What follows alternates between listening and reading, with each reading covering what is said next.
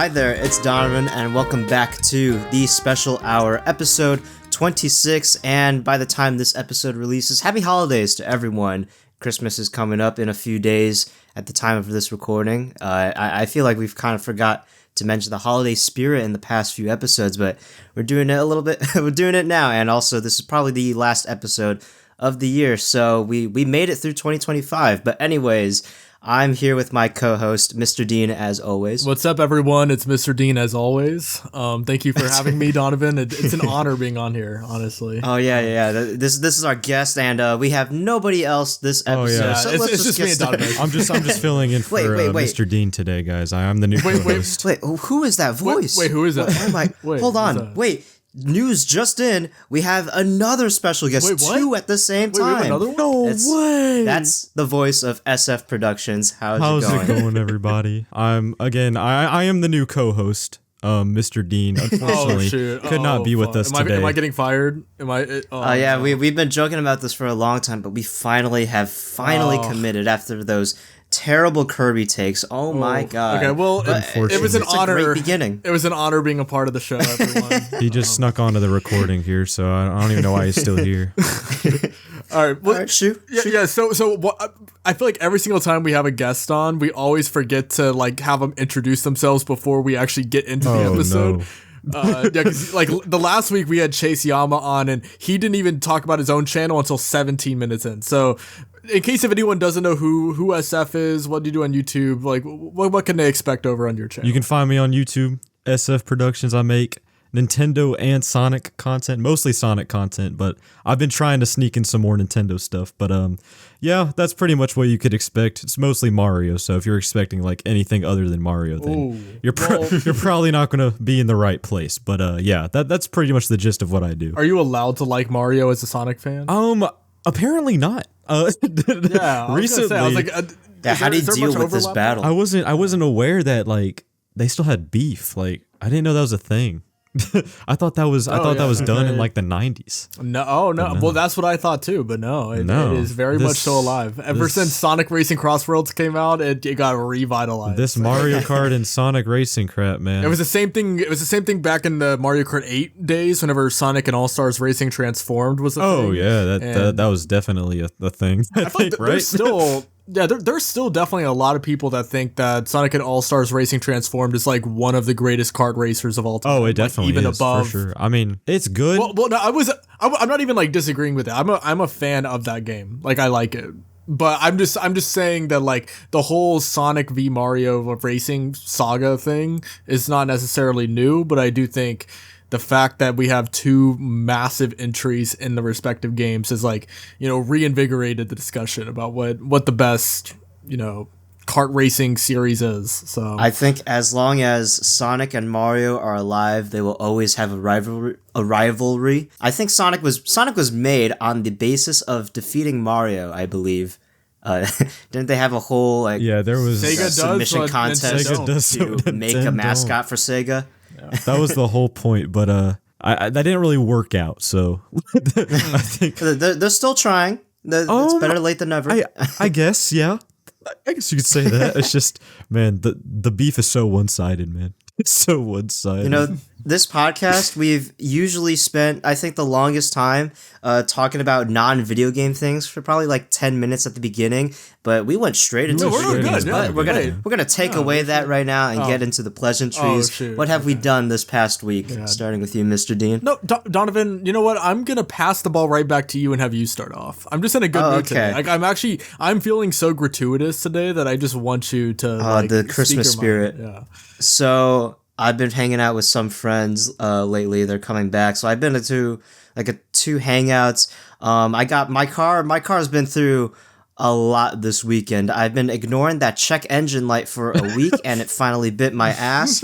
But unrelated to that, someone rear-ended me on the highway, but it wasn't very much of a big deal. It was just two minor scrapes. That was the first time anything ever happened to me like that, so I was practicing my lines oh, hey, how you doing? Just trying to control myself before I commit road rage. Wait, so do I give you my insurance or? No, we figured that all out. I did a pretty good job taking photos, My dad wasn't really that pissed off. My dad was like, "Oh, we're about to make some bank off of this guy. I'm gonna call up Allstate. We're gonna make like $200 off of these two tiny scrapes that I don't really care about." It was great, but unrelated to the fender bender, that check engine light. My engine was just crapping out. My car had a stroke, and every time I was idle, the car would start to rumble. If you wanted to feel like you were going to explode, my car for the past those past 3 days would have been perfect. But I got that fixed up. So, and also my lights went out on my car. That's fun, but we fixed that too. So I was getting all the achievements on my dashboard. Everything was just going wrong. Yeah, it's all fixed up. Anyways, I hung out with some friends. I haven't seen them in a while. They told me to bring my Switch 2 to one of their houses, and we had a good time playing Jamboree TV, and which is surprising. Yeah, I was gonna say, don't you like not like that game? That Jamboree TV's fine. Mario Kart World was pretty fun. And then Kirby Air Riders, they had no idea what they were doing, but they were having fun. They were probably also under the influence, which probably helped out.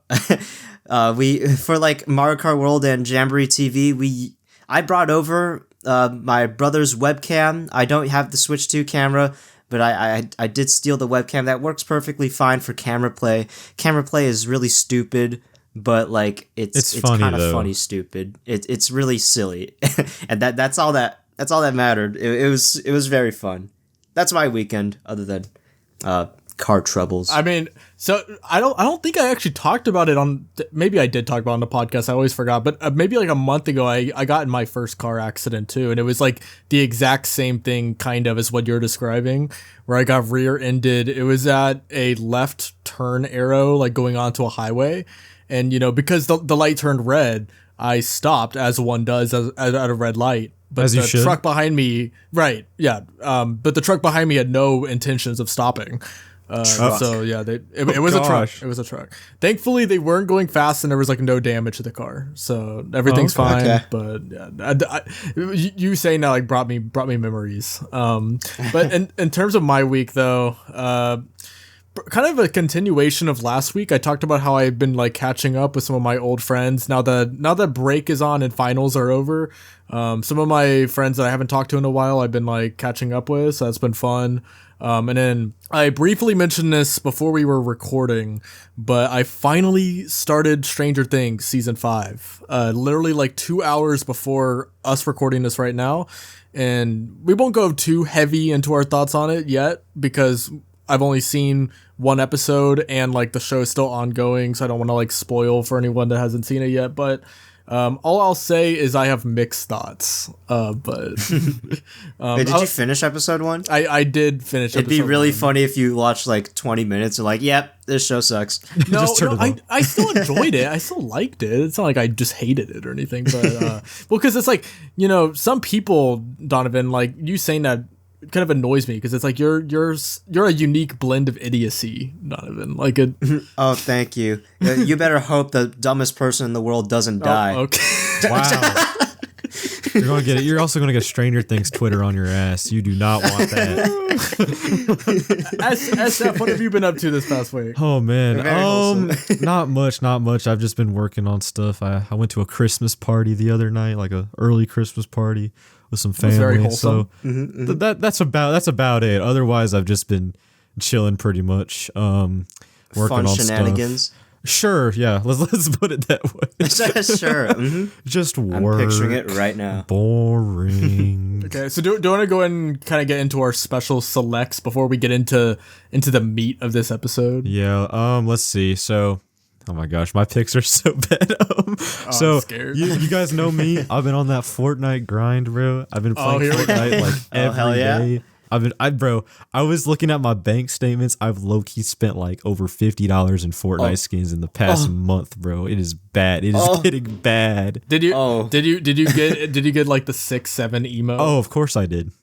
Absolutely. Did you get the Harry Potter skin that I did not look like Harry Potter at all? Kind of going with the Stranger Things theming. I got a couple of Stranger Things skins. So Oh, I do. That's exciting. Yeah, I forgot that they added Stranger Things skins, but none of the character or no. The character that everyone wanted, which is obviously Steve, they just didn't Nope, add. it was just like the main four of the cast, and they added Vecna, and that's the one I got because he looks cool. Yeah. So I was like, hell yeah. Vecna is pretty cool. And so Geometry Dash is making a comeback. So Okay.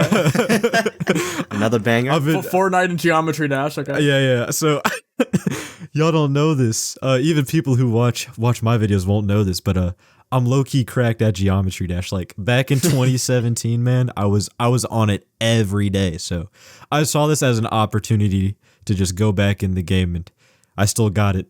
Unk still got it. I'm still cracked at the game. You thankfully. know, back whenever, so I used to play Geometry Dash on my school bus going to class, like every day back Yep. in whenever, how old was I? Was probably like 10. Yep. Elementary school, man. Yeah, I would bring my mom's iPad. onto Yep, the that's bus, what I was and doing. Yeah, Yep. Yeah. I was doing it on the iPad when I was like 8. Okay, well, this is a side topic, but like, how old were you guys whenever you got your first phone? I was like 11, I think. 11. That's I want to say I was 12 because I know What grade is? What year is 4th grade? that's 10. I think. 10. Fourth grade. Wow. Wait, I was in feels middle wrong. school. I like. Damn, you already had a phone in 4th grade? Maybe it was 6th grade. Oh, you just skipped 5th. Okay. No, I was just curious because like thinking of that reminded me of how I would take either an iPod Touch onto the bus, which didn't have any ability to text or anything like that, and it was solely just like a music player or like a game player, or I would bring my mom's iPad, which I think at the time iPads also couldn't text. So I functionally did not have a phone. Yeah, like I would play Geometry Dash on the bus alongside other classic mobile games, but I remember I always got stuck on I think it was Theory of Everything. Oh or- yeah, that is one of the ones. No, Club Step. That was like the first. Oh yeah, that was the level. first demon. That level messed me up. That is Because the I remember I hardest stopped demon playing the in game. the game for me. At least. I thought I always thought Theory of Everything 2 was the hardest. that was the easiest one, for surprisingly. Oh. like for me, that was always maybe the I just easiest suck. one. I just suck. Okay, all right. I love how boring this conversation probably is to most people listening right now. Like people have never heard of Geometry Dash till like a few days they're ago. like what are they talking about? Well, they're just uncultured, and they should leave. Have you ever made your own level? Oh no, I've tried. It's very difficult. Do you see like people who be making like animations and junk in the level Oh, yeah, editor? no. I don't know how people do that. I remember there is this really good video essay. I wish I remember what it was called, but they were talking about like how level creators in Geometry Dash kind of break the bounds of what you would think would be possible in a mobile game because, like that. And it's fascinating, like what they pull off. Even the developer was like, I have no idea how any of you guys are doing this. Like, he said like it you're not himself. supposed to be able to do that. Yeah, it's crazy. I was gonna say also back in my prime Geometry Dash days, I used to make levels, and I remember one of the ones I uploaded. I don't even remember what my username was at the time, but one of the levels I uploaded got like thousands of downloads or something, and wow. I thought I was the shit. I was like, made it. I was like expecting to walk off the bus and like sign autographs and stuff. Everybody done seen my level. That's how I felt when I got like 10 views on my Mario Maker 2 levels. On my Mario Maker. So, because I remember like with Mario Maker, I remember I was a kid, I used to post my levels like on the Wii U game. And I remember on Miiverse, I saw one comment, it's like, this level is horrible. I was like, no. I was like, what? What? I was like maybe 9 years old.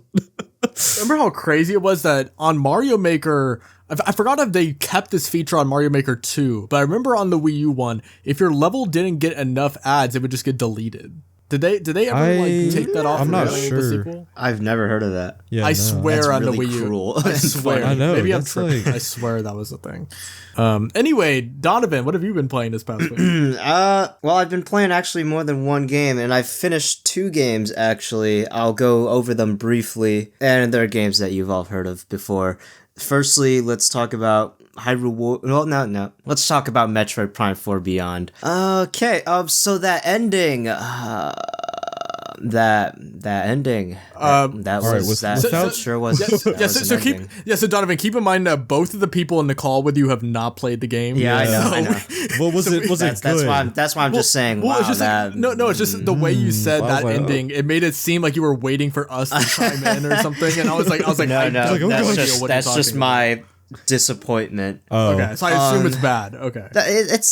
It's like if you look at it like a graph of the hero or like a standard plot. You got rising action, then you get to climax, then you're supposed to get to falling action. No, it just ends at the climax. Oh. So I mean, That's there's not technically falling action, but it's like it's so short, and then it just ends. So I'm like, I wonder, are they like okay, setting up so- another game or like? Well, I don't know if that's spoilers. It or not. feels like it, but at the same time, it feels like it isn't. Besides that, I mean, the game is still. It's an 8.5 for me now. It's dropped from a 9 at its lowest point. It could be an 8. I could see. I love how being that. every episode Donovan is slowly learning that he's not Yeah. allowed to like Metroid Prime 4. I guarantee drops the and score every by episode. I'm January, grifting. I guarantee we're gonna come back in the new year and Donovan's gonna be like, dude, that game sucks. Like I don't even know what I saw. No. Don't get me wrong. This game is not garbage. It just could not live up to my insurmountable expectations. And at some points, it did meet up to expectations, but there's just some parts of the game that just hold it back. It's just weird design decisions. There's some things that people love to complain about in this game that do not affect me as much. Like Soul Valley or the Galactic Federation troopers, those don't annoy me as much as some other people. People act like those factors killed their families. For me, they're tolerable and sometimes pretty good. My biggest problem is probably the story, but we'll get into that once Mr. Dean actually plays the game. It'll be So, a while, but I'll reserve my I'll get around thoughts. to it eventually. My other game that I completed the same day, I'm like, well, I finished Metroid Prime 4, time to finish this other game. It's Hyrule Warriors Age of Imprisonment. I walked away with this game feeling pretty good, feeling happy. This feels like the end of the Wild Era. It's an end of a journey. I love the Wild Era to death and its characters, especially its Zelda. And the thing is, it feels like the Star Wars prequels. It feels like an incomplete story, but it adds a lot more context and it gives a lot more meaning and power to the story of Tears of the Kingdom, which you could see that as a flaw of Tears of the Kingdom, but I've never walked away from a game feeling excited to play. Well, I mean, I have, but I feel really excited to replay Tears of the Kingdom for some reason, even though I already know what happens, and I've played it before, and I've already started a playthrough. I don't know why, but I'm like, man, I just want to finish up this story, just beat Ganondorf's ass, and just tie up loose ends and bring justice to some of these people. Only was some of them. intending. Yeah, only some of them. Some of them can kick rocks. I was thinking I was going to 100% this game. I was thinking that in the first 5 hours, but then there's just so much, so many side quests where you had to get stupid materials where basically I had to replay missions. And at that point, I'm like, this is too repetitive. I do not care. Well, what's the 100% completion reward? I looked that up on YouTube. It was kind of neat, but it's not worth it. So that's the biggest flaw of this game, just being super repetitive to the point where I'm like, I just want to beat the game. Well, that's just it being a Warriors game. I feel like I think all of them are kind of like that. But overall, as a big fan of the Wild Era, I enjoyed my time with this game, and I think it makes the story of Tears of the Kingdom that much better. That's interesting. If I could jump in real quick, I just gotta say, so for me, I was super excited to play Age of Imprisonment because I loved Age of Calamity on Switch 1 when it came out. But then I got Age of Imprisonment. Honestly, I just could not really get into it.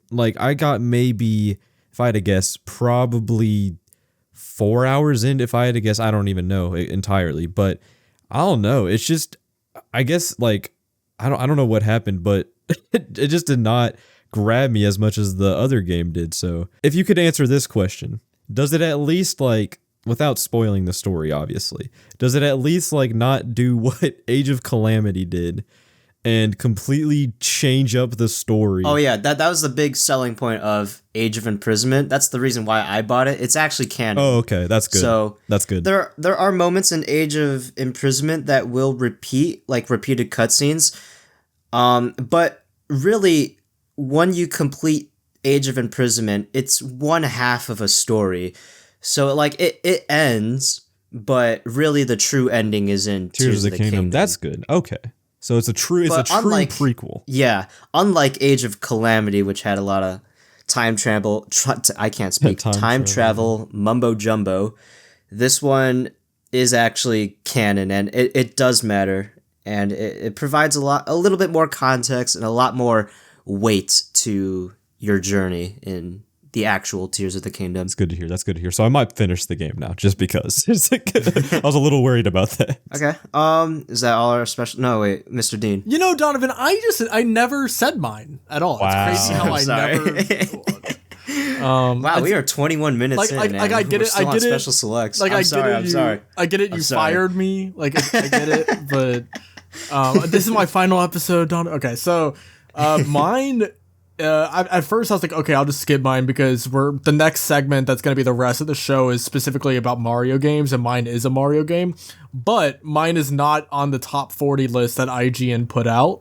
So I'll just go and talk about it here. So I played back through Mario and Luigi Partners in Time. I remember growing up, I used to always think it was like this like underrated gem, kind of because it was sandwiched between Superstar Saga, which everyone loves. It kind of started the Mario and Luigi series. And then after it came Bowser's Inside Story, which I'll talk more about that one in a minute. But both of those games have much more critical acclaim, and I'm pretty sure they both sold more, too, than Partners in Time. And upon replaying it, I can definitely see why. I think that it is definitely not nearly as much of a leap, both graphically and in terms of like gameplay ambition, as Bowser's Inside Story was from Superstar Saga. There are some issues with the linearity of it, because in Superstar Saga, it was kind of this Zelda-inspired gameplay loop where it's a massive...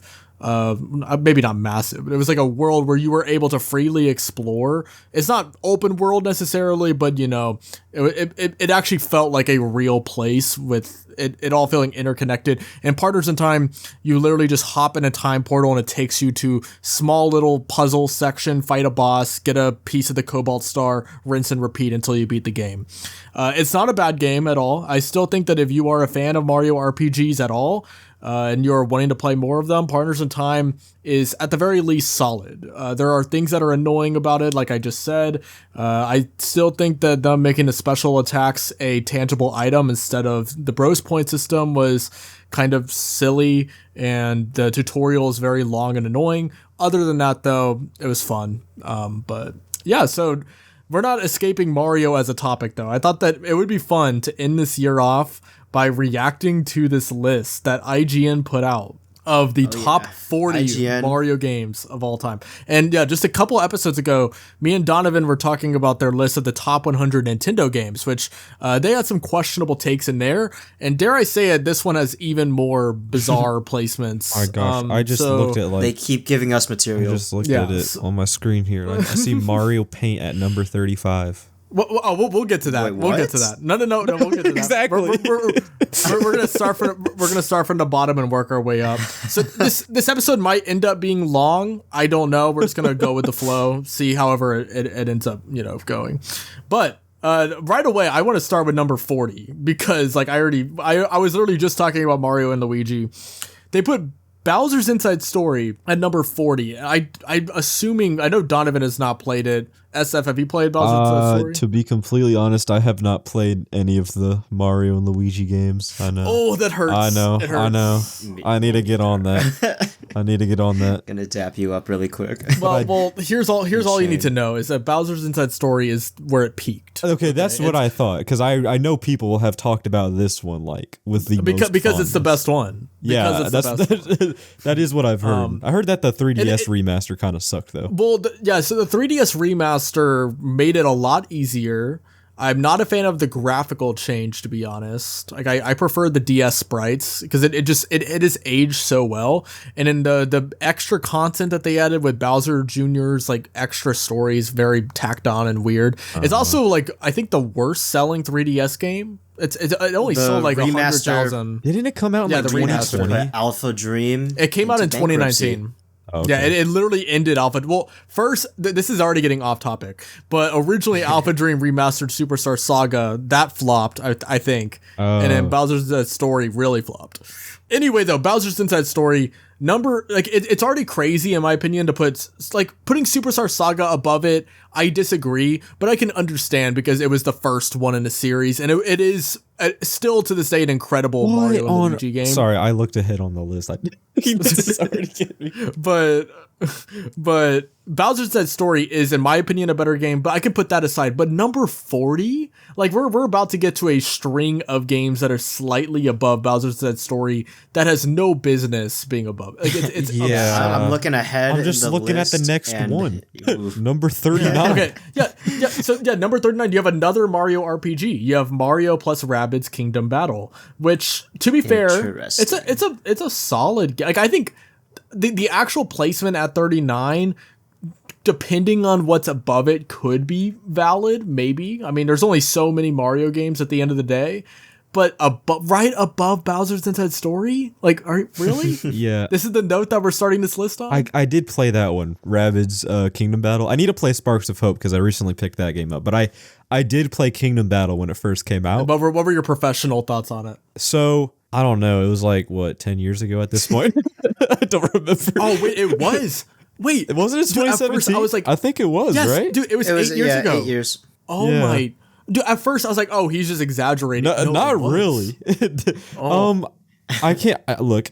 I'm not a huge fan of RPGs, so I know, right? So I couldn't really get into that game, but I did like the idea of it. The more strategy oriented crap kind of reminded me of a like Fire Emblem in a way. Yeah, it was cool. As a tactical RPG. Like I said, it's fun. It does actually get kind of hard at points too. And I have not played Sparks of Hope, so I don't know how it compares with the sequel. But above Bowser's Inside Story, like, yeah, that's really? probably not. Bowser's Inside case. Story should, in my opinion, that should be like top 25 at the lowest. Like that's like, honestly, aside from Thousand Year Door, that's my pick for the best Mario RPG. Literally the only critique. I need to replay the game because my most recent one was a little bit longer ago than the other Mario and Luigi games. The only critique I remember having is some of the boss fights, it would have you turn your DS sideways and it was really janky. And then there was one specific one that was almost impossible to beat because you had to blow into the mic and the DS's mic just doesn't work half the time. Aside from that, I literally have nothing bad to say about that game for the most, I think. I've played Mario plus Rabbids Kingdom Battle when it first came out, so 8 years ago. I remember not finishing it, and I remember it being pretty simple. I do not have the most professional review on this because, again, I didn't complete it, and that was 8 years ago. So I think it's just fun listening to MrDean talk about how Bowser's Inside Story is so much better than Kingdom Battle. Yep. So I'll take your word for it. But I will say 39 is not the most offensive pick. Like we're about to get into some much more absurd picks. 38 is really funny. I'm trying to not like look at 37 as well. Okay, hold on. One at a time. Okay. So 30. Quickly, I'll touch on 38. Mario Hoops 3-on-3. That is one of the better Mario sports games, I guess. Some people call it the best. I have heard people call it the best. It's not the no. You got Mario Super Sluggers, which I agree with that. Hey, I agree with that take. I love Super Sluggers. Which, by the way, Super Sluggers is not on the list. What? Just pointing that out there. That is not on the list. And they put, oh my gosh, no way. We'll get to the other baseball game in a moment. But Mario Hoops 3-on-3 it's solid. It's, I'm actually not that upset about it. Like, as a portable Mario sports game, it's fun. It's like the better version of basketball that was in Mario Sports Mix. Number 37, though, I'm not going to defend this. That's ridiculous. Super Mario Run. Absolutely ridiculous. This is the one I could finally talk about. Yeah, Super Mario Run above Bowser's Inside Story. What are we doing? Donovan, I'll let you talk Mario about Run this. is the first game on this list that we've gone through, number 37. This is an in-house Nintendo developed game.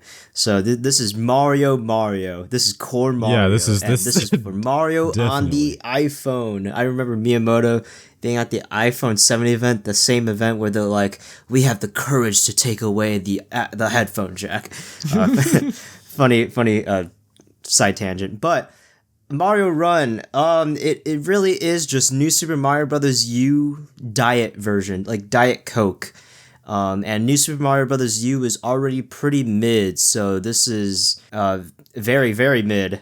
As a mobile game, I'm trying to remember back to my video that I made 2 years ago. What were the points that I made? I think it's a decent translation of 2D Mario onto a mobile device. There's just a lot of hurdles. For one, $10. Two, not enough courses. 3, very uninspired courses. Toad Rally is pretty underwhelming because most of the time the competition is dog shit. I'm going to call a skill issue. The customization of the kingdom is super limited, not the greatest. Remix 10 is actually pretty fun because that's more so like an endless mode, or quote unquote endless mode. That is actually probably the best mode of Super Mario Run, and that is probably the only mode the only 10 people that are still playing Mario Run are playing today, because Toad Rally can get pretty repetitive and it can feel slow, whereas Remix 10 has a ton of I'd say curated quote unquote courses. Donovan, you forgot my favorite aspect of the game is being able to plant bushes around Peach's you get castle. to decorate the customization. Again, that's super limited. But Remix 10's kind of fun. Other than that, it's just at least there's no egregious ads, but maybe some people would take egregious ads over $10. Am I missing anything from this game? It's very underwhelming. It's a don't think you are. It's a mobile Mario game. Donovan, the fact that you aren't is our whole point. I think I've brought up a point where like you basically could have merged all 4 New Super Mario Bros. Games into Mario Run and designed them for a mobile device. So you have like that's probably like a good 200, 300 courses in there. That would make the story mode so much better, but I think I played the story mode for 1 hour when the game first came out, probably finished that on the toilet and never played the story mode ever again. Yeah, it really does not take long. Probably not $10. Which, by the way, being above like these other games is very surprising, especially Bowser's Inside Story. That game probably has so much more meat on its bones than Mario Run. Well, and it's like it also has that, because like I was gonna say in Mario Run's defense, it's like, oh, it's a portable game, you're able to play it wherever. One, that's not even true because of DRM. Wait, so that's not even fully true. 2, so is Bowser's Inside Story. Yeah, Super Mario Run, like correct me if I'm wrong, but don't you have to? Yeah, don't you have to be connected to internet? Yeah, I do remember that. That's weird. Hope you got your unlimited data plan ready for that. All right, so moving on. I can't believe we just talked about Super Mario Run for that long. Number 36, Mario Superstar Baseball. It should have been Super Sluggers, but okay. Oh my God. Number Finally, Mario Paint. Mario Paint. Hey, banger soundtrack, but 35, really? Yeah, what the hell? And, literally all 5 of the games preceding this, including Super Mario Run. Why is Mario Paint even in the top 40? Like, let's be so real, bro. They are effectively saying that Mario Paint is better than Super Paper Mario, because that is also and not Super on the Sluggers list. isn't on the list. Damn. I've only seen videos on Mario Paint. It looks like a vibe. It looks like a fun creator. Yeah. I think it's inspired a lot lot of people. It's hardly like though. It's a game. Novelty. It's not. It's just kind of like a. Yeah, I don't know what you could call it. Yeah. I'm trying to give it something, guys. There's nothing really to talk about. Donovan, you don't have to play devil's advocate. We're not in a Socratic seminar right now. Like, you don't have to do that. At number 34 is Super Mario Land. Once again, why is this above? I mean, I'll at least give it some bonus points for influence, and it was the first portable. Mario Land is super short, but that's low key a little bit of the charm. It's like It's kind of it's like slop Mario. It is cool. It's like Mario. It's like It is Super slop Mario Mario. Run. That's a good way to put it. If it was made in the 90s, and it doesn't require data, so that's It's another plus for Super very Mario Land. limited. Dude, that game is just. I don't know. I do agree. The fact that the game is so short, there's only, 12 levels? Something like that. 12 levels. The game literally takes like an hour to beat, but it's so janky. And like, I would give it, it's an old game. I would like excuse it in that way. But it came out at the same time as Super Mario Bros. 3, which is so much more clean and polished. Okay, wait a minute. All right, Super Mario Brothers 3 is on the list. Just making sure. Okay, we're good. Yeah. I mean, if that wasn't on the list, thumbnail, yeah. Yeah, it would. Yeah, it would have been on the thumbnail. I don't know. Super Mario Land is, once again, it's less offensive than Mario Paint, but like, I don't know. Above That's just going to be like the whole list. I'm going to keep on bringing Bowser's Inside Story up. Yeah, because I'm telling you, it's going to be a while before we get to a game that I think should be above Bowser's Inside Story. The next one is another Mario RPG, another one that shouldn't be on the list. We have Paper Mario: The Origami King. They're All right, generous. this one is better than Bowser's Inside Story, right? Yeah. This one. Right. This is one of the good Paper Marios, right, readying guys? his shotgun right now. I've only played Thousand Year Door, so I'm out of the loop here. It's a step in the right direction. So it sucks. Okay, gotcha. Yeah. No, it doesn't. Okay. Here's the tea. Okay. So first two Paper Mario games are like amazing, right? Super Paper Mario slowly steps away in a direction that a lot of fans don't like, but it still held a lot of those same tenets of the original two games that people love. The writing, the creativity with the level design, all that kind of stuff. And the story of Super Paper Mario is probably Mario's best story of all time.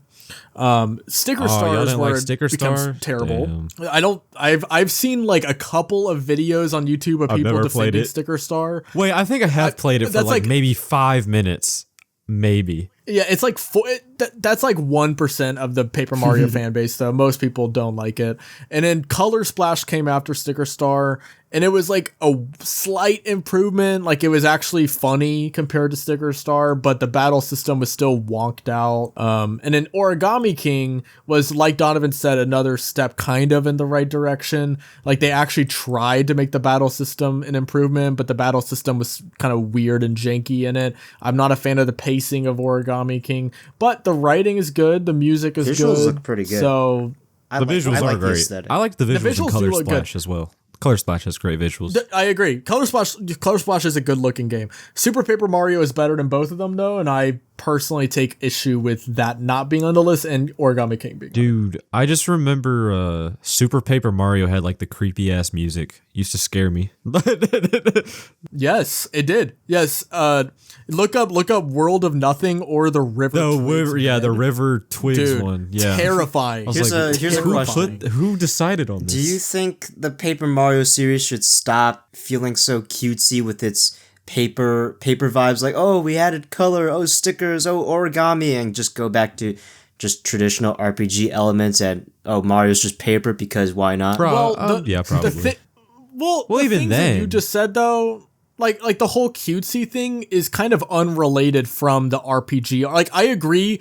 If I could have it my way, I would want it to go back to what it was in the Thousand Year Door with the RPG mechanics and the battle system. The cutesiness, though, doesn't bother me too much.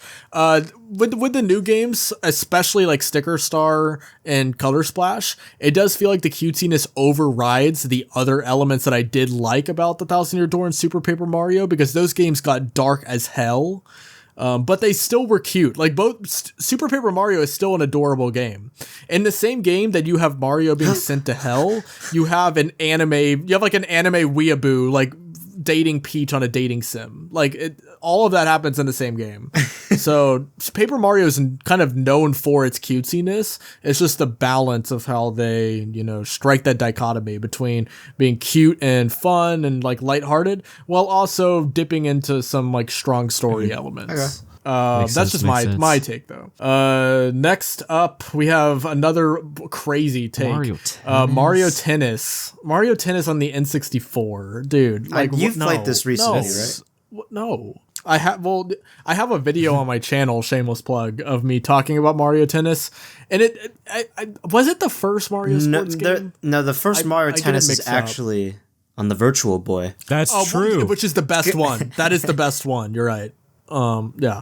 No, so Mario Tennis on the N64 is like all right. It's just outclassed by Mario Power Tennis like right after. So I just don't know why are they just picking it because it was the first one? I feel like that's a lot of these almost. Like they're just picking it just because it came first. Dude, Mario Tennis though is just not even like Mario Power Tennis being this high is crazy. Like it's just a Mario sports game at the end. Like the Mario sports games, honestly, aside from Super Sluggers, I can't think of any. Oh, maybe like Mario Strikers Charged or something. Other than those two, I can't think of any Mario sports games that are like that are like a top Mario game of all time. Like, speaking of Strikers, get out of here. Yeah, that's ridiculous. Yeah, speaking of Super Mario Strikers, number 31, that is that is better than Mario Tennis. I can understand this one more than Mario Tennis. Yeah, it has personality. Mario Tennis also introduced us to Waluigi, which is I don't that's like. True. So whoa, there's that. Whoa, wait a minute. No, rewind. I'm a vocal. You're a vocal. I am a vocal hater. Waluigi hater. Thank God I do not like So you don't want. Would you like to explain yourself?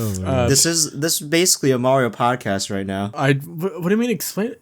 He's just annoying. I don't know. What do you want me to say? You don't fuck with his vibe. Wow. You don't vibe with him. Anyway, what are your thoughts on Super Mario Strikers? I've played this on Nintendo Classics online because we were bored one day and I was playing with some people in the server. And I never played it before, but I had a surprisingly really fun time. That shit was awesome. No, it is really good. That automatically is one of my favorite, probably my favorite like Mario sports game. I don't play much Mario sports games, but well, play Mario Super Sluggers and that'll change your mind. But no, I agree. It's a good second. That's a good second. SF, did you have anything about Super Mario Strikers? Not really. I'm still on the Waluigi thing. Like, that shocked me, but no. Me too. No, I haven't played. The only Mario Strikers game I've played is the new one on Switch. The bad one. Well, that one. Okay, I didn't even dislike it. Me and my friends played through it one night, and it was pretty fun. But it's fun whenever you're just playing it on a surface level, just playing a few rounds with your friends. We played through like the whole little story mode they have or whatever. I don't really remember, but it was fun. What story? It was whatever like campaign mode they had. I don't even remember. It was something. But so I don't know. I've always liked the idea of Mario Strikers. It's very unique. So and I like the art style. It's very gritty. Very gritty and like cool. It's like all edgy. Yeah, it's awesome. So like I understand this placement. This is the first one I think I'm fine with. Okay. Placement wise. Super Mario Strikers, I'm not upset about that placement either. Like I'll accept it shouldn't be above Inside Story, but it's at least 31. I was say that's a decent spot for it. That's a decent spot for it. Now, yeah. Number 30 is honestly another one that I'm kind of. It needs to be higher. It needs to be higher. Yeah, that's why I said kind of, because New Super Mario Bros. On the DS, dude, the only reason people don't have it higher up is because the sequels ruined its reputation. Like that's the only reason. I'm cheating a little bit ahead of the original. They have the sequels. Interesting. Yeah, they have all of them, Wii right? And U. Oh, they don't have two. On the topic of New Super Mario Brothers, thoughts? Oh, I love it. Well, it's great. It's a great game. It's awesome. Yeah, I would say all of them are really good. I would say that. Especially add the fact that New Super Mario Bros. On the DS is a portable game too. That just makes it perfect. Even better. It was the perfect concept. Dude, the amount of road trips as a kid that game got me through. I think it has the best difficulty of any New Super Mario Bros. Game. Even more than Luigi actually, or do you even count Luigi U? Okay, well, I wasn't really counting that. Okay. Luigi U is very hard. I forgot about that. But no, New Super Mario Bros. DS actually has a pretty solid difficulty curve, I feel like, especially if you're going for the star coins. Like it actually does kind of require you to be attentive to the levels. It has unique boss fights. It has the blue shell. I love New Super Mario Bros. I could understand it not being like top 10, but I think it should at least be in the tens. I think it should be top 20. Well, with New Super Mario Brothers, I think it's not my favorite out of the series. That would probably be Wii, but on DS, I feel like was the one that like got it perfect, and then the others just kind of if Wii is your favorite one, you'll love this list. If Wii is your favorite one. Not to spoil. Oh well, I just like. Yeah, okay, but no, I think. But wait, no, save it for whenever we get to that. Yeah, no, I got you. No, I was going to talk about DS some more, but I was just saying that. Sorry, I thought you were going to talk about. No, yeah, I think DS kind of got like the concept down pretty flawlessly. Like, I feel like every level had some kind of unique gimmick to it that, like, you know, you had like a unique enemy, and all of the bosses were unique as well. Like, it just felt very complete. And I feel like with all of the ones they released after that, they just kind of left out a bunch of stuff in it. They never felt as complete as DS. So I'm a little shocked that this is the one they put the lowest. So yeah, well, they didn't put New Super Mario Brothers 2 on the list, and that game. I feel like that game, it feels like brain mush, but I kind of like that, and I'd rather have that over Super Mario Land. But on the topic of the original... That's fair. I would agree. That's fair. The original's great. My first video game ever. Had so many memories with it. I don't want to reiterate a ton of stuff you guys said, so Mr. Dean and I, we played Mario vs. Luigi. Amazing mini game. Amazing side mode of this game. Oh yeah, I forgot about Mario. I completely forgot about Mario vs. Super Luigi. Fun, and also the mini games. Some of them carry over from Super Mario 64 DS, but nonetheless, they're really great. And the additional brand new mini games are fun. Luigi has taught many children how to gamble. Thank you, Luigi. Oh yeah, that was in Luigi. That's all I have for DS. I forgot about that. Okay, so number 29, Mario Kart World. I'm honestly not upset about this placement. Like, I think that's fine. Yeah, 29. That's chill. Wait. Well, wait. Let me keyword search Mario Kart. What are the Mario Kart games above it? So okay, spoiler alert. But Double Dash and I'm assuming Mario. Wait, is Mario Kart 8 not on? No, it is. No, it is. It's okay. I'm not going to spoil. That's far I'm not okay. going to spoil. Yeah, we'll get to that.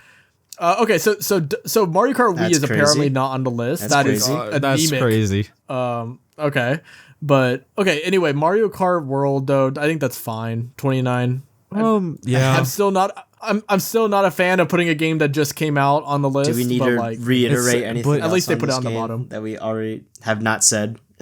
Not really. We've talked about it enough. Well, SF, did you want to say anything about Mario Kart World though? Not really anything about the game itself, but it's just like I would normally be okay with 29, but Wii is not on here anywhere. That's very upsetting. Wait, and Mario Kart 64 is on here? Oh, what? Really? Oh, wow. My gosh, there it is. Okay, so I think there's some unks in the building. I'll rant about that in a minute whenever we get to that. Number 28, I have no comment. Mario Golf Toadstool Tour, I've never played it. I don't. That's the one on the GameCube, right? It's on the GameCube, yeah.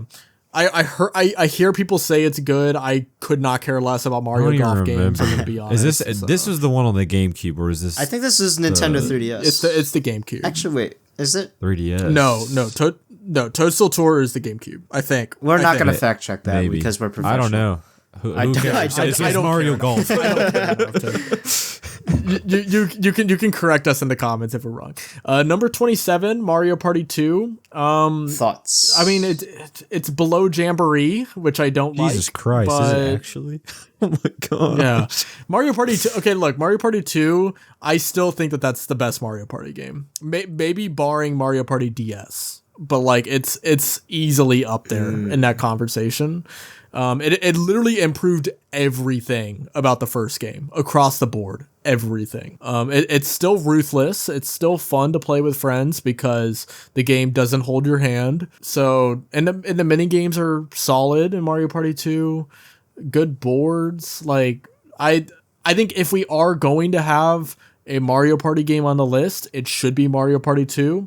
And I think 27 is fine in my opinion for the ranking. So that's Mario Party 2 improved so much. Literally everything. It improved so much on its predecessor.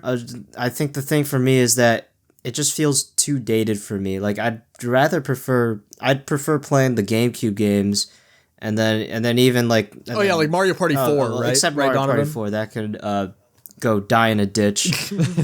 But I'd rather play the GameCube games. I don't know if I'd play 9 or 10, but then you got Superstars and the Jamboree. I think I'd rather play those instead of 2. Okay, I mean, I won't fight you too hard on that. Like, I can understand that. I do agree that Mario Party 2, if there is a weakness of it, it is dated, for sure. Like, especially with the... I mean, I think a lot of Nintendo 64 games are dated just inherently because of the quality of the games on that system are just so janky. But, yeah, I can see that. SF, do you have any thoughts? Oh, well... I'm one of the Mario Party 8 glazers, so yeah, I know. I don't know too much about it. I can't lie. I haven't played. I've played Mario Party 2. My cousin has it on his N64, and I've played it over at his house sometimes. But I think it's fun. It's just Mario Party though. Like they all kind of serve the same purpose, if you ask me. Yeah. So.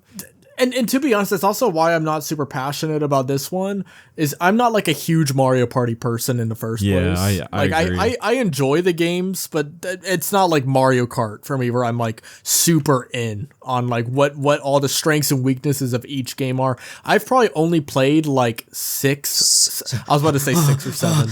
I've probably only played like 6 of the Mario Party games. Yeah, I think it's okay at 27. I'll say I'm not against this. Number 26 is Dr. Mario. Are we talking about the NES one or the N64? We're talking about either way. We're talking about the mobile. Either one. way, remember that one where you're like, I mean, whichever one it is. Why is that above like so half high? of the we games have some we've puzzle talked fans about so at IGN. I think that's like the only reason. I mean, it's a good puzzle game. It's a fun game. It's not okay. So it's not. Let me list off the games that have come before that it is not better than. It's not better than Bowser's Inside Story. It's not better than Mario Superstar Baseball or the other baseball game. Not better as a novelty. I'd rather play Mario Paint. There, I said it. Let's see, Super Mario Strikers. Not better than New Super Mario Bros. Not better than Mario Kart World. I haven't played Mario Golf Toadstool Tour. I would assume it's better. And then it's not better than Mario Party 2. So yeah, I don't know what crack they're smoking. Yeah. The music's good. I like the music.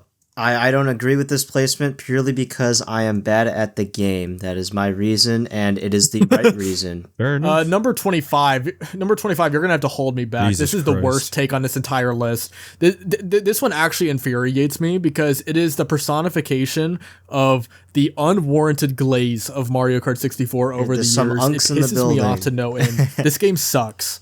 It sucks. Wow. I'm sorry. Okay. I'm sorry. I've ranted about this on the It's podcast not before. that bad. No, it is that bad. Please. Okay, SF, give me your elevator pitch. It's so ass to control, but low key, it's like it's an N64 game, so it's just good. That's just how that works.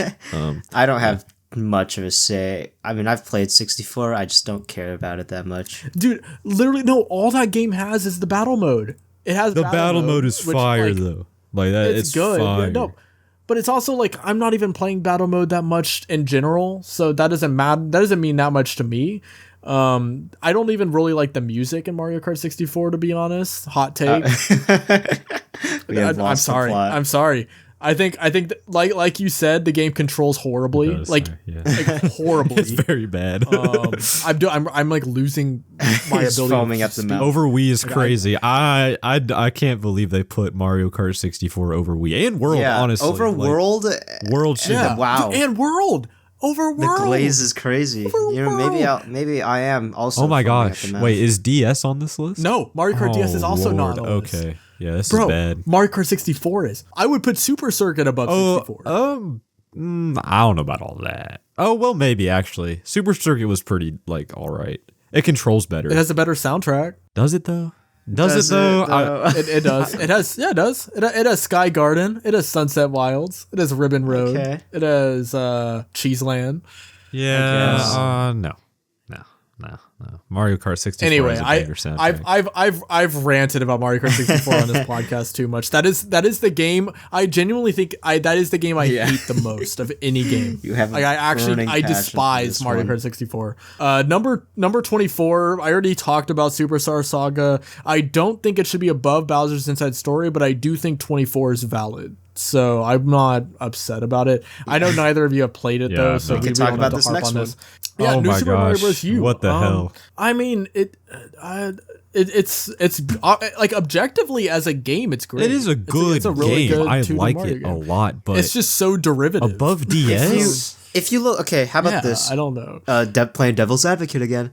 Look at the game in a bubble. Don't look at it. Don't look at any other games in the series. What do you have? Even in a bubble though. First of all, looking at the game in a bubble, I think it is a good thought exercise, but you can't rank Mario games to one another and not consider, how it followed its contemporaries. Well, even then, and even in a bubble, I think DS is a better game. yeah, because I think that U does a better job at like I do think I want to say the course design's a little better. The only thing that's like that I'm against is the star coin placement in U. It is terrible. I remember having It's pretty to bad. look up guides for that for some reason. I'm like, this. They're all just that like hard. behind hidden walls and crap. It's like It wasn't that hard before until. I do like the baby Yoshis are cool. That is Raccoon true. Mario's That is pretty. true. I mean, Pretty useful. I like the aesthetics as well. The visuals are very nice. I believe it's the acorn suit. I think the world map is actually pretty damn cool in U. It's all one interconnected map, no loading screens. Yeah, but it's is, not, but it's yep, not. It is, but it's yes, but because there's no loading screen, it sacrifices the immersion because you literally will just go from like the grassland to the desert with no blend or anything. It's just. But also, I did just realize saying immersion when talking about a I was gonna 2D say Mario like, game is really. I don't know if that funny. was the word I would use, but Yeah. I see your point. Yeah, I see looking your back, point. I probably would change the cadence at which I said Yeah. that. Number 22 is Super Mario Party Jamboree. Whatever. I guess. It's pretty high, Fine. but like I don't know. that's pretty high. It is a but little Again, high. Jamboree slaps. I'll keep my opinion about Mario Party. They all kind of serve the same Yeah. purpose. So Yeah, and plus it's like we have bigger fish to fry. You know what I mean? I'm not gonna waste my Yeah. energy on Jamboree. that's a good point. And speaking of bigger fish to fry, we have Super Why? Mario Bros. 2. This Yeah, is USA. specifically They the made sure to USA clarify. Well, I mean, either one should not. Why be is this That's higher true. than any of those new Super Mario Brothers games? Low key. Yeah. Like I get that people like this game, and I like Sorry, Birdo aspects fans. of it. I like the fact that you can. Sorry, Birdo fans. Yeah. No, I like aspects of the game. I like the world themes. The music is good. I like the fact that you can choose between 4 different characters, each with their own different play styles. That's cool. But actually playing the game, I do not think has aged well at all. I also just like it just feels so out of place among every other 2D Mario game. Some people might look at that and be like, oh, that makes the game like unique. It makes it different. It definitely does make it unique. It just makes it so jarring to come back to though. Because it literally wasn't even supposed to be a Mario game. That is Yeah, true. you hit it right on the head.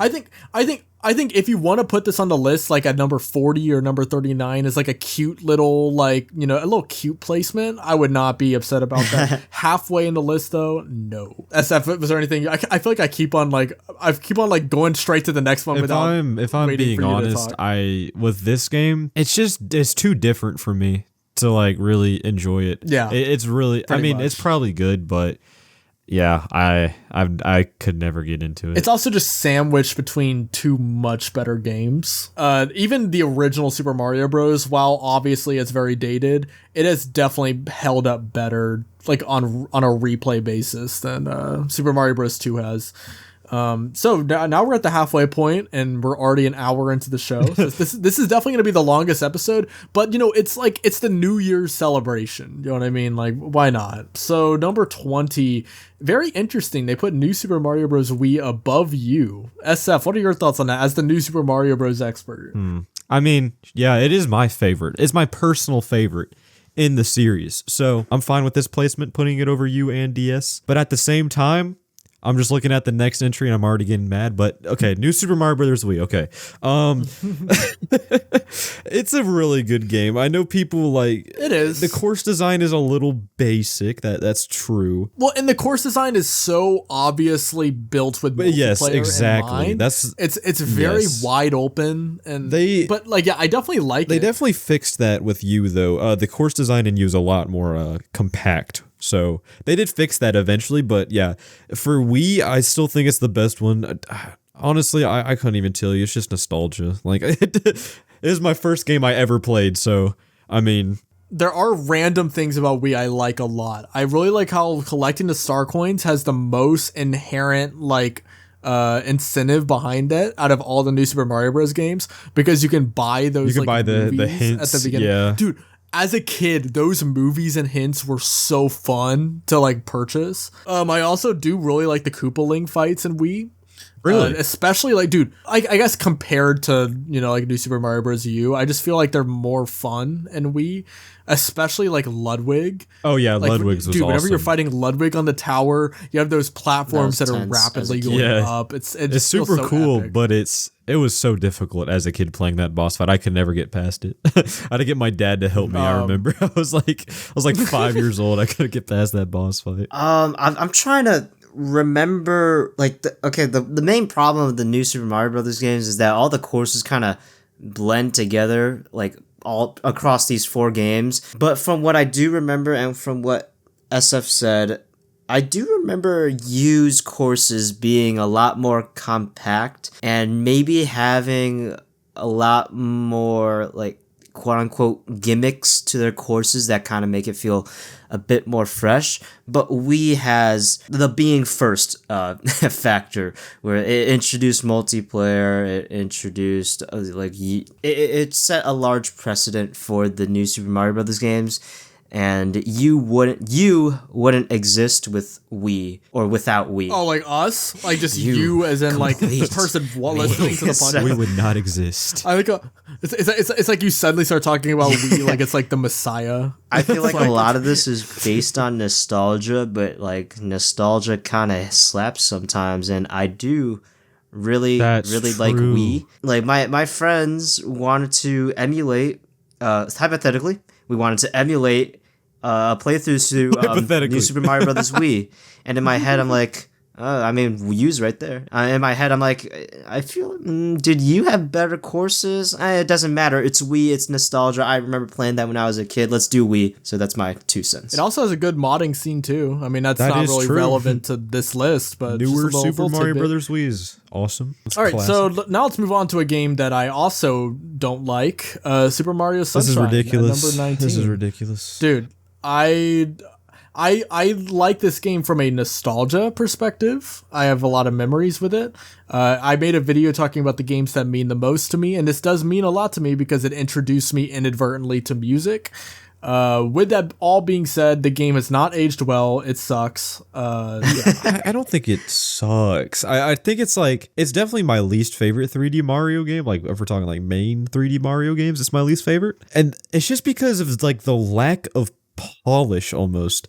Like, the controls, people say it's like the best controlling Mario game. I never found that to be. Who the hell is saying that? No, like, I swear, I've seen so many people call it like the best controlling Mario game. I think Sunshine has pretty slick controls. It's not the best, but it's a clear improvement over 64. I just do not even remotely and I agree. think the movement is low-key more fun than Galaxy. What is happening? Dude, what is happening? And I think Sunshine has Mario acts so slick in that game. I'm muting Donovan. I don't know, he just we feels might have to replace Donovan snappy. instead. I'm sorry. I'm giving Sunshine some love and attention. Okay, I feel bad. I will compliment Sunshine really quick. Okay, because there's parts of the game I like. This is true. The soundtrack. The soundtrack is great. Like, probably right underneath Galaxy and 3D World. Probably my favorite soundtrack in 3D Mario. The movement is fun to like dive. I like diving. I mean, because they took away the long jump. I'm not a fan of using FLUDD. I think that most of the controls are very janky, like even more janky than 64 was. The camera still sucks. I also am not a fan of how the only shines you need to get are the first 7 in each level, which renders it renders the 8th shine completely obsolete unless if you're going for a 100%. Same thing with the random levels that are found in Delfino Plaza, like the stupid pachinko machine and that stupid lily pad level. I just think that Super Mario Sunshine is held up not good, like, at all. But Definitely not. I understand that. I still think that there's fun moments in Sunshine, but there's so many because also, dude, there's so many moments of like enemies and boss fights and missions being completely reused. Like, so many times where it gets so derivative and monotonous. Like, dude, the amount of times you have to fight that like goopy piranha plant thing, especially at the beginning of the game, and on the voice acting, Oh my acting. gosh, it is. My. I want them to I'm bring glad it they back never really because did it's that funny. again. Mario, how dare you disturb my family vacation?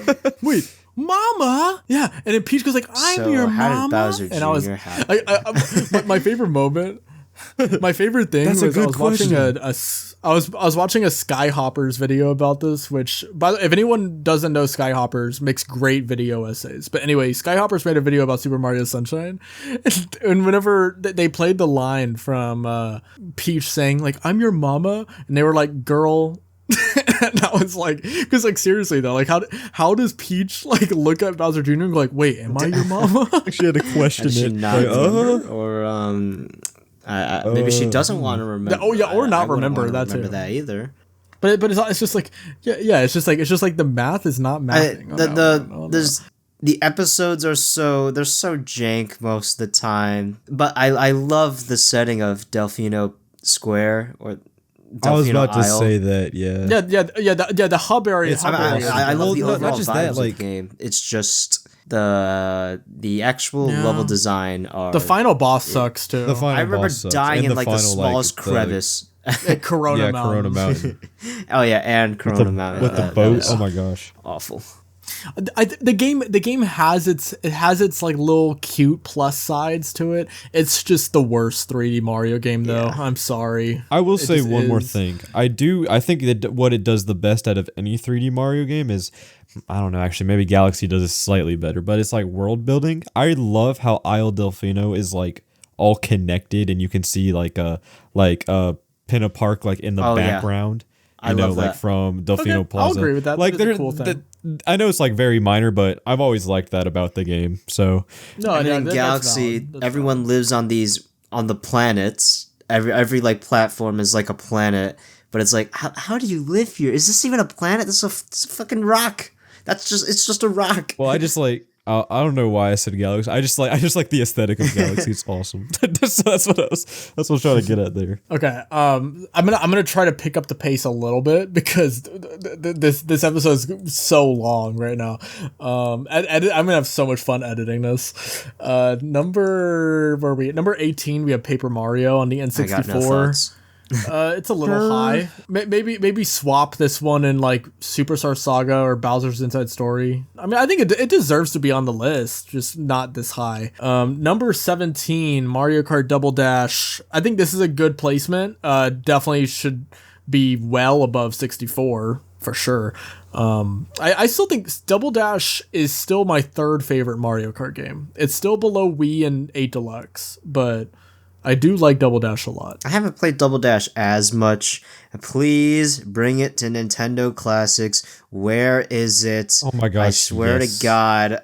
I hate how they're doing that with the GameCube Yeah. library. It's just they're giving us a game like every 3 months. It's like, come on, man. Double Dash is pretty fun. I haven't played it as much, but fun, great, unique concept that I pray will never be replicated again because that concept gives this game so much identity and replay value, and that's the reason why it's up here. It's just so fluid. Like it just controls so, especially compared to 64. Like, dude, Double Dash, it's aged so well. The battle mode is fire too. The graphics have held up great, like even better than the next 3 games in the series. I think the tracks are really good. The soundtrack is fire. Yeah, no, I love Double Dash. The only critique I have, like, and it's not even really the game's fault, but the track size is small because it was before retro tracks. So on a replay basis, I guess I could see that as like being a critique. But those 16 tracks, with the exception of like Dry Desert, are like fire.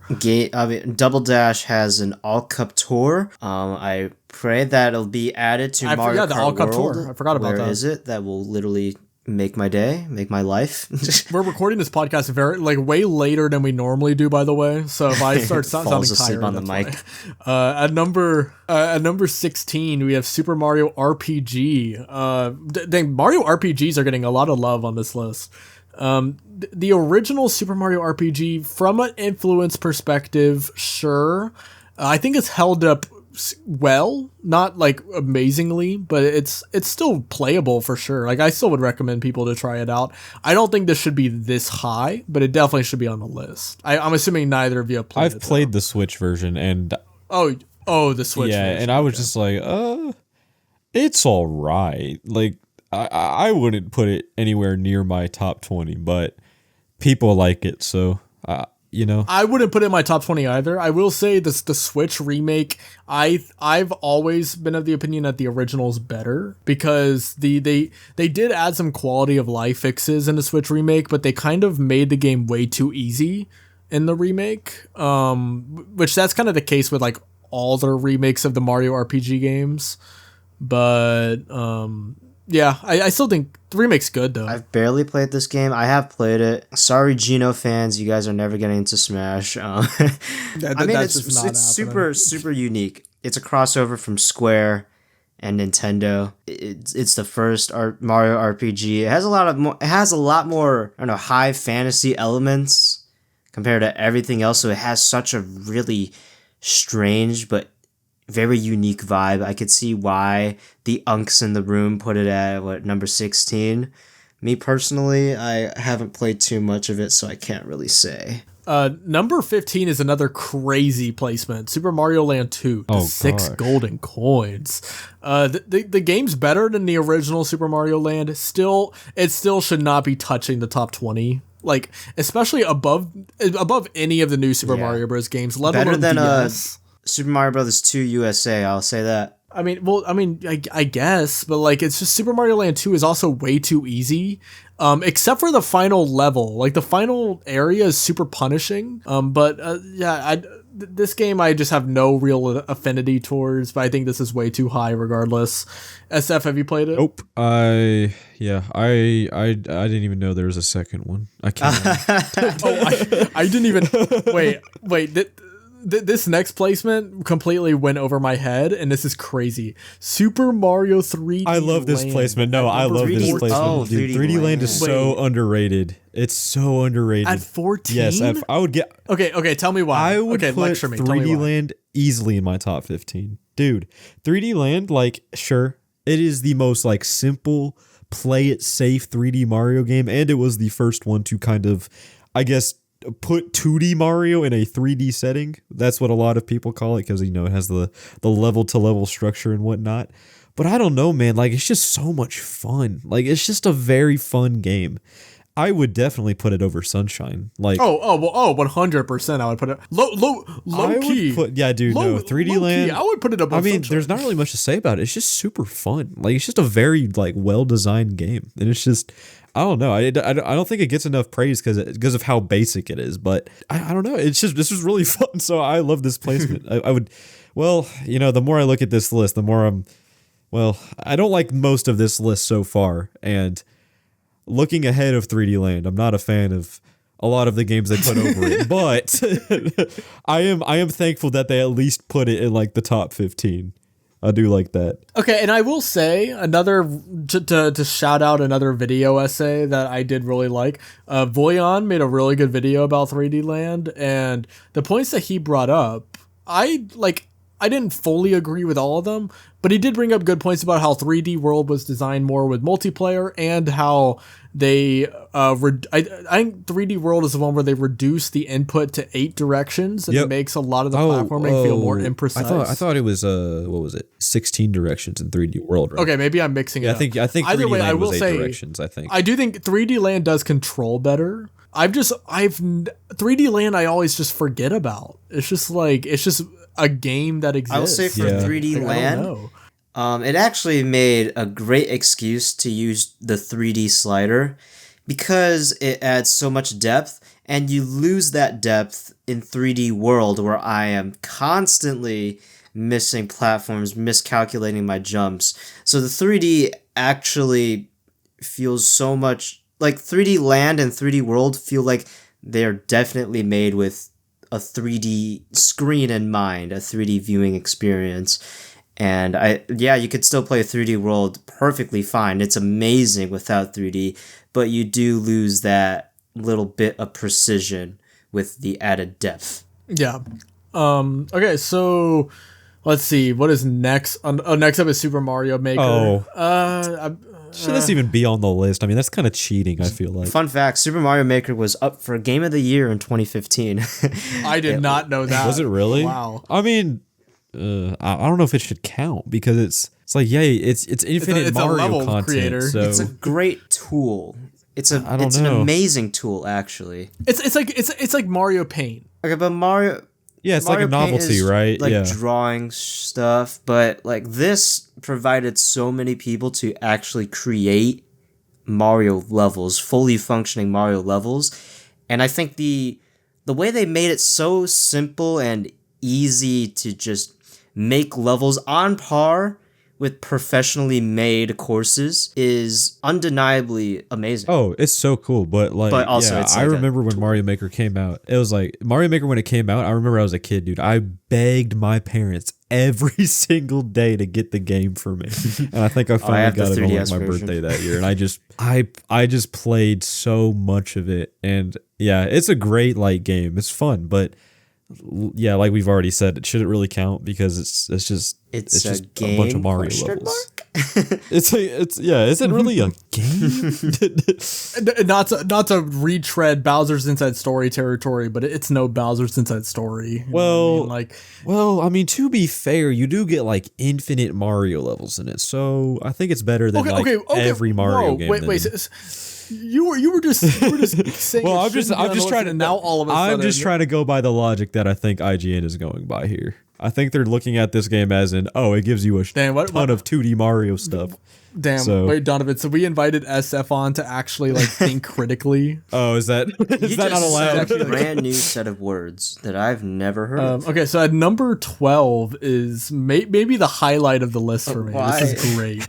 We have Donkey Kong 94. Is this a Mario game? Are we counting this? It says Donkey Kong, so I think it should. This on here, where's Donkey Kong Bonanza? Bonanza, yeah, exactly. Yeah, but where's Donkey Kong Country? Mario is in Donkey Kong Bonanza. I mean, Mario first got featured in Donkey Kong, but like I don't consider it. I mean, I've never played Donkey Kong 94, so I have no thoughts, but I cannot imagine 12? It would be this good. I've heard really amazing things. I'm pretty sure Scott the Woz said that's his like favorite Game Boy game, but like I'm not Scott the Woz. Really? So. Okay. Well, hey, maybe. Oh, you know what? This maybe? Oh, so wait, this is the one on the. Oh, this is on Game Boy. I'm just not realizing this is on Game basically Boy. Okay. Donkey Kong Arcade, but with a ton of additional levels, which is pretty awesome. Levels, okay. Yeah, but it's not a Mario game. It's not a Mario game. It's not a Mario game. I wouldn't call it a Mario game. Yeah, no, my favorite Mario game I think is probably Breath of the Wild. That's definitely my. Well, I think this is a little more close to a Mario game than Breath of the Wild. Then again, they could probably get away with like Link's Awakening on here. Dude, I love how most of this entire podcast episode is like I'll like make a joke and then SF will just be like well no, to be fair. I mean you're joking, but low key. Kirkenly, you might be cooking. Low Kirk-genuinely. Donovan, like we were doing so good about avoiding brain rot this episode. Well, we already popped a few 6-7 jokes. It was bound to happen eventually. I like how you say we popped. Like it's like we're like doing pranks or something. Okay, so at number 11 is the original Super Mario Bros. You know what? I mean, sure. You have to put it somewhere at the top. You have to. I don't really have any comments. Like I honestly would probably put it around the same place. Comment. So there's that. I honestly Super Mario Bros. I still like occasionally come back and replay it just for fun. Like I still do find that game fun to this day. Number 10, Super Mario Bros. Wonder. No. No. No. Would I consider it 10? Not this high. I would put it like 20, like somewhere around there.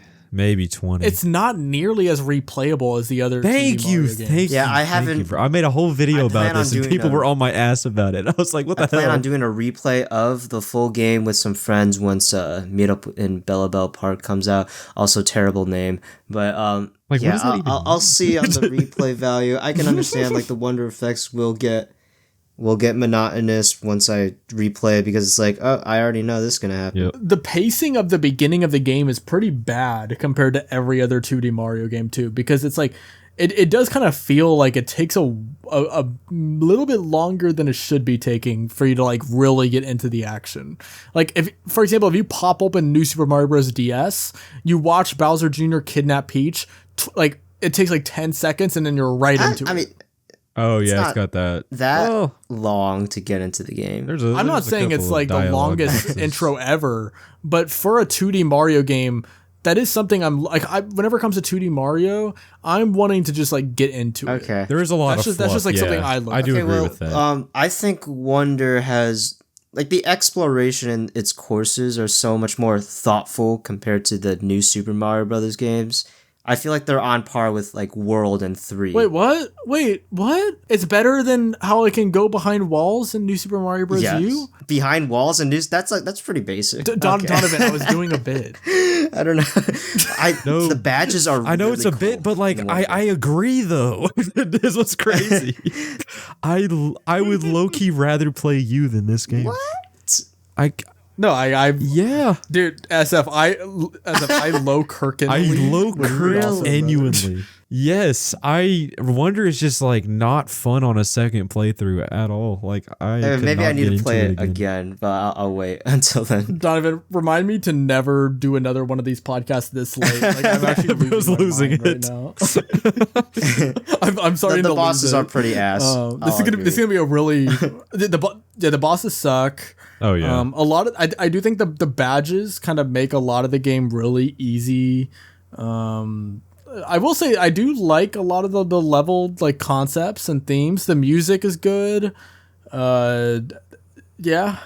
The art style is wonderful. The animations are beautiful. The power-ups are pretty cool. Bubble is really, really fun if you know how to use it. I like Elephant Mario. It's I don't like the elephant for what it did with Zack Scott. Oh, you don't like Elephant Daisy? That. Keep it Come on now.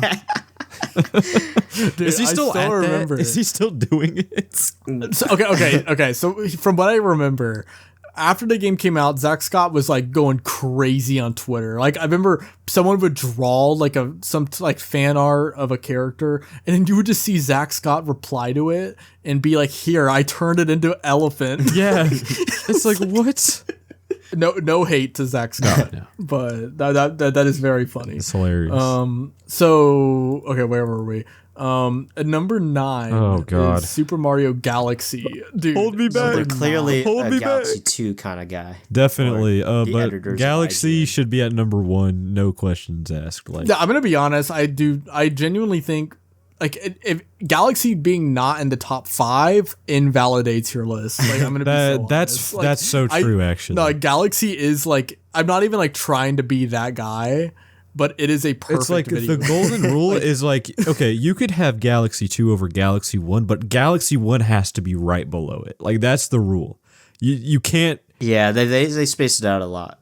Or a little bit. They I do think Galaxy 1 and 2 should be like a package deal. That's how, because like I prefer Galaxy 1 over 2, but it's like 2 peas in a pod. Yeah, they're both like fantastic. Perhaps the editors feel like Galaxy 2 makes Galaxy 1 obsolete, so they just decided to put Galaxy 2 way higher and throw in a bunch of other games that feel different. That's just not... That's just cap. That's ridiculous. Because the 2 games, one, like, it doesn't make it obsolete because they have different level designs, and they both have a whole assortment of amazing levels, but also, like, tonally they're two completely different games. Galaxy's like story is in the atmosphere and whatnot is what like carries the game so much. Yeah, Galaxy 1 is like all dramatic. Yes. Like it starts out, you have Bowser being like, dude, Bowser's actually scary. He's shooting lightning from his fingertips. Dude, he what on earth?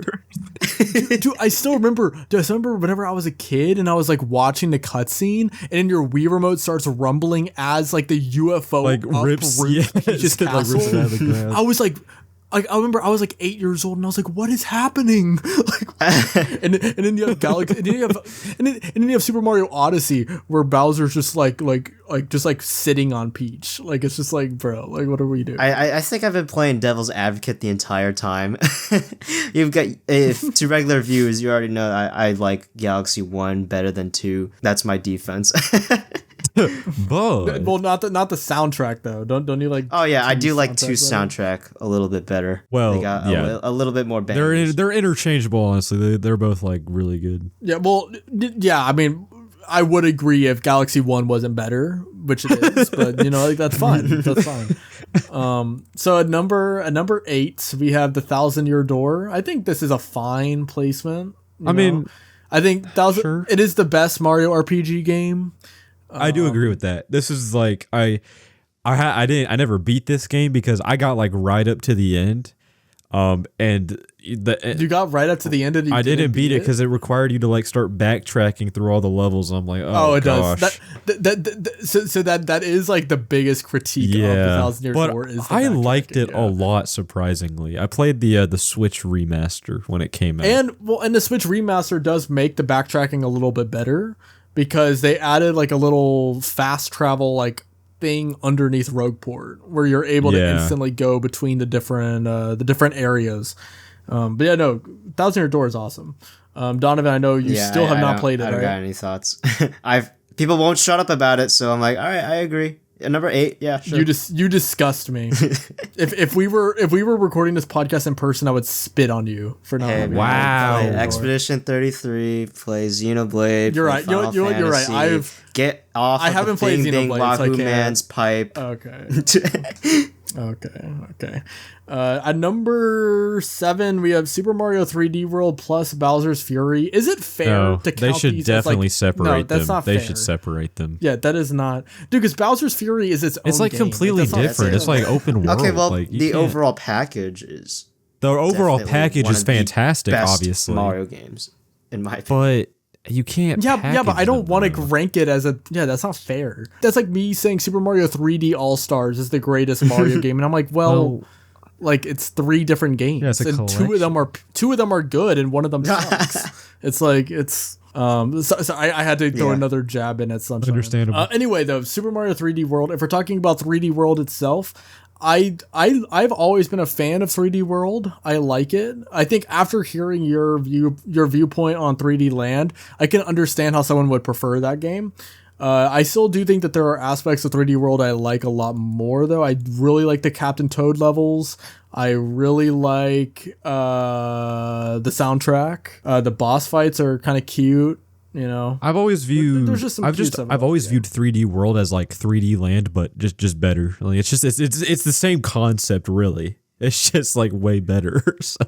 Bowser's Fury, on the other hand, is like sick. It's so good. It's fantastic. I'm gonna bring up that the like 3D World is one of the most fun multiplayer experiences like you could ever have. Like just bringing like 3 people and yourself together to just play through this entire Mario adventure. This is so fun, but I feel like Mr. Dean's gonna bring up the argument. Well, there it is, multiplayer. It's carried by multiplayer, but like I wasn't gonna say that, but I mean, I think you've said that on one other episode. You can say it's carried by multiplayer. I mean, if the game has multiplayer, I experienced it that way, and I had a great time with it. I'm not sure if that could invalidate a viewpoint for this being like an inferior game just because it's on the crutch of multiplayer. My critique of this placement doesn't have to do with the multiplayer. It's just the fact that we're combining Bowser's Fury into it. That's just that doesn't seem fair.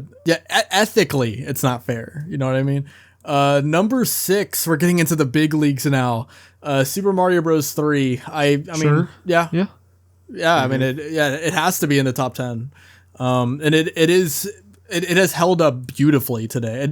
I honestly still cannot believe it's an NES game to this day. It just does not feel like an NES game. I kind of want 2D Mario games to go back to this difficulty. Maybe not as hard, but like this is for my skill set. This is a pretty good challenge.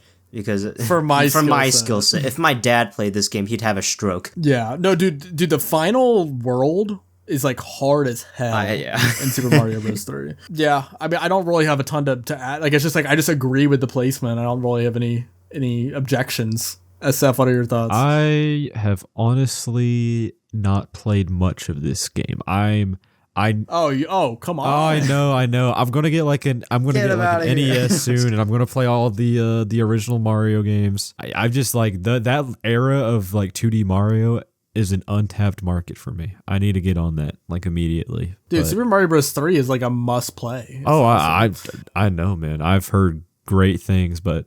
So I understand the placement. So number 5 is a really funny placement. We have Super Mario 64. W placement. Okay. Top 5 Mario game. I mean, like I agree. I think I'd put 3 over 64, but I think 64 deserves to be in the top 10. I agree. It's top 10. I would put it closer to number 10. Because I do think, here's what makes 64 different from Sunshine. With 64, I embrace the jankiness. Like, the jankiness kind of adds to it. You know what I mean? Like, there are moments charm, where right? there's moments where it'll be frustrating, BLJ. but it doesn't feel rushed. Like, you can feel the love that went into the game, and it's just still fun to this day. Like, even whenever there's moments where it is janky. Whereas Sunshine, in comparison, it's more often that I get frustrated by it. Even though I wouldn't put it this high, I would probably put it like number 10. I definitely think it's worthy of top 10. I think it is held up relatively well, in my opinion, especially for how like pioneering of a genre as it was, because it wasn't the first 3D platformer, but it basically was. It's like, got that precedent first factor. Good one. I mean, it also revolutionized, just 3D gaming in general, and also camera movement. It kind of like defined the whole genre. I would say. No. Actually, Crash Bandicoot came out before. I mean, 64 also has it's so iconic, and also the modding community is amazing. I mean, people have built their livelihoods off of 64. Just this game. Yes. It's Star Road. Last Impact. It's so imaginative. How can we forget the creepy pastas? Come on, and the Mario apparition. So many things. They have a whole wiki for Mario 64 creepy pastas. It's like the MIPS something. It was something like that. And one of my favorite YouTube videos of all time is Peanut Butter Gamer's Super Mario 64 hacking. It's a classic. Super Mario 64 is great. Number 4, this one's, it's Galaxy 2. It's sure. peak. Yeah. I mean, I still think the Galaxy game should have been put like neck and neck, next to but like, each other, for sure. But I think number 4 is valid. Number 3 is Mario Kart 8 Deluxe. It's the best Mario Kart. It is, but should it be this high? Should it be this high on the list? I do. Really? I genuinely think Mario Kart 8 Deluxe is, whenever it comes to a racing game, it is as close to perfect as it can get. I think the controls of 8 and 8 Deluxe is flawless. It is so palatable for a casual person that's never touched a video game before, but there's still enough of a replay like loop to keep you hooked if you are a returning player. The track selection is, of course, 96 tracks. Obviously, some of those are not as good, but a lot of them are, and you can never... I still think that having that many tracks is a very big strong suit. The game still looks beautiful. The battle mode of Mario Kart 8 Deluxe is really good. The online is good. Like, everything about that game, I think, is really flawless. Good. I don't know. Like, I really like it too. I think it's the best Mario Kart game, but I don't know. Just something about putting it in the top 5 just rubs me the wrong way. I feel like it should be lower just because of For it Mario being Kart number almost. 3, this game is so synonymous with just the Nintendo Switch. I think we talked about this in a prior episode. When people think of the Nintendo Switch or like a Nintendo console, or well, let's bring up Mario Kart 8. Every time they see a Switch, or I don't know, you have a Switch, like, yo, you want to play Mario Kart? And that would be Mario Kart 8 Deluxe. That game is one of the number one reasons as to why the Switch is just so immensely successful. And that and like Super Smash Bros, like those two games are like the tentpole games people just by default just gravitate towards. So it has so much importance to the identity of, like, specifically Mario Kart 8 Deluxe. It's done wonders for building Nintendo's identity for like during the 2010s. So I could see why it's number 3. It's humongous for the Mario franchise, just in terms of, I don't know, sheer numbers. Yeah. I agree. That's fair. That's a fair point. Number 2, I know I keep saying this.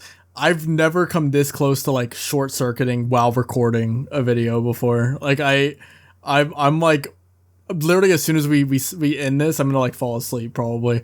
Number 2, Super Mario Odyssey. I mean, yeah, I can't really disagree. Despite how many people on the internet love to hate on the game, I still think it is amazing. Even if you don't like the game, like the movement is flawless. Oh, the controls. And this is the only game that I've ever actually like tried to speedrun. Same. Yeah. Same. Exactly. The It's so controls is that good. fun. It's so satisfying to like pull off tricks and whatnot. And to put on music or like a podcast, like the special hour, like a subscribe. But it's like just like having it on in the background as you're like rolling Just around, like doing cap doing throws. the spin pound as they call it. Yeah, Dude, it's so much fun. fun. It's so fun, so imaginative. It's a brilliantly just designed, I don't know, I'm being super pretentious, piece of art.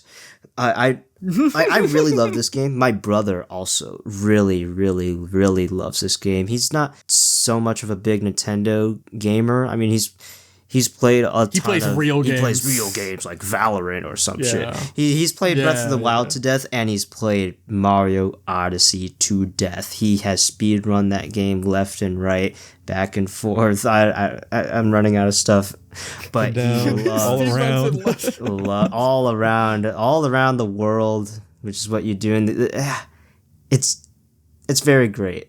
I can speak for myself, and I could probably speak for my brother. And you can speak for me too. Mm-hmm. I love. I don't know why you would do that, because I just spoke for myself. But you know what? It was a great game. SF, what about you? No, it's fantastic. It's definitely, I think I would put Galaxy 1 and 2 over it, but it is like number 3 in my list, my personal list. Oh wait, did you already talk about it? I talked, yeah, I did, yeah. Oh, dude, I'm so out of it. I just thought I should add since I was given the opportunity. This is so unprofessional. Okay, so finally rounding out the list. Thank God. We made it. You know what's funny is originally we were gonna just like highlight specific ones, and we just went through every single game. Number 1, Super Mario World. People on Twitter are like, "Oh, Super Mario World can't be that good." It is that good. It is that good. Like I don't know what to say.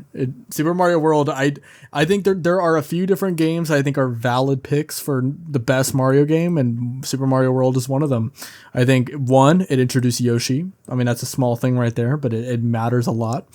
The world map and how interconnected it is just reinvigorated what the possibilities were, what the bounds were for Mario in general, but 2D Mario. The controls, I see people complain about how floaty they are. I've always thought that they hold up pretty well. The only real critique, to be honest, is the boss fights are a little bit monotonous, but other than that, I mean, this is like about as good as 2D Mario gets. It also is the best difficulty-wise 2D Mario game. Like, I think they nailed it spot on. Maybe on a certain day, I'd prefer this over 3. I think I prefer 3 more times out of the week. I don't know what my scaling is, but World is on Tuesdays. Yeah, you prefer on like World, Tuesdays every and other Thursdays, I'll prefer World, and then everything else maybe 3. But like, yeah, I'm not complaining about this placement. This is pretty valid. Wait, SF, what about you? Guess what? I haven't played. He doesn't like it. No.